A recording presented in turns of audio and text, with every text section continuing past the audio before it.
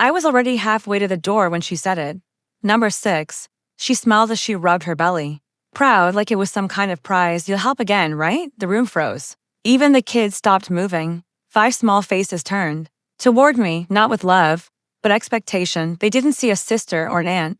They saw a second mother, one who worked for free. I didn't answer because I already knew the truth.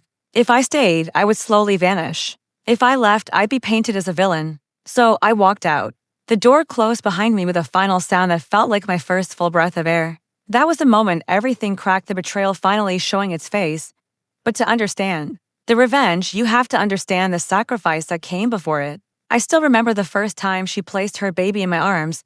I just need a little help. She whispered, "You're the only one I trust." I believed her because I wanted to. She was my big sister, the one who braided my hair and promised I'd never be alone. I raised her first child, then the second. By the third, she didn't even pretend anymore. She dropped them off and disappeared for days. Parties, trips, self-care. She called it.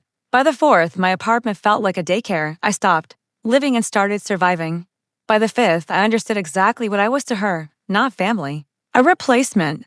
And when she announced the sixth, I could see my future clearly: burnout, exhaustion, and nothing left of myself.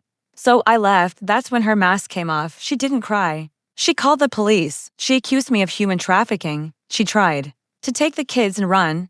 That accusation was the blade. I laughed when I heard it. Because if she wanted a war, I was ready, but mine would be quiet, clean, and legal. Months earlier, I'd seen the first warning sign, a text she didn't know. I read, "You can keep using her.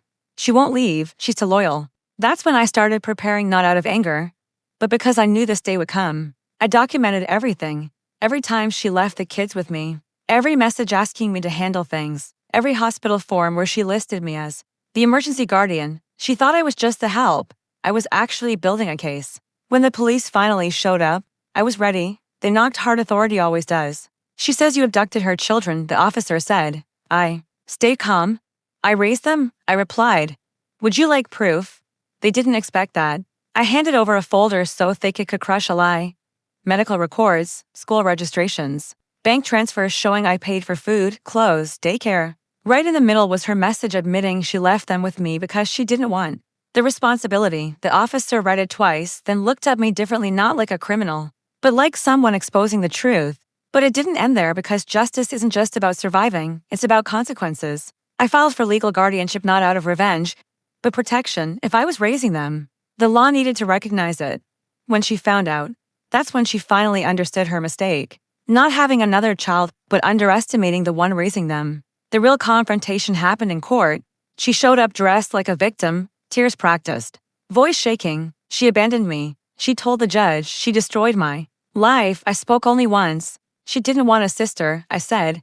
She wanted a servant. Then I slid the final piece of evidence forward, a recording of her admitting she kept having children because someone else was stupid enough to raise them. After that, the judge didn't look at her again, only at me. She lost custody that day, not because of revenge, but because of the truth. The children stayed with me, legally protected, stable, and safe. She walked out of that courtroom with the same empty hands she'd been leaving me with for years. That was a reckoning. But the story didn't end there. After the hearing, a man approached me, quiet, observant. "You handled that well," he said. "Most people fall apart when family turns on them." "I don't fall apart," I replied. "I calculate." He smiled. "I know. I've been watching." That's when I realized he wasn't there out of sympathy. He saw opportunity.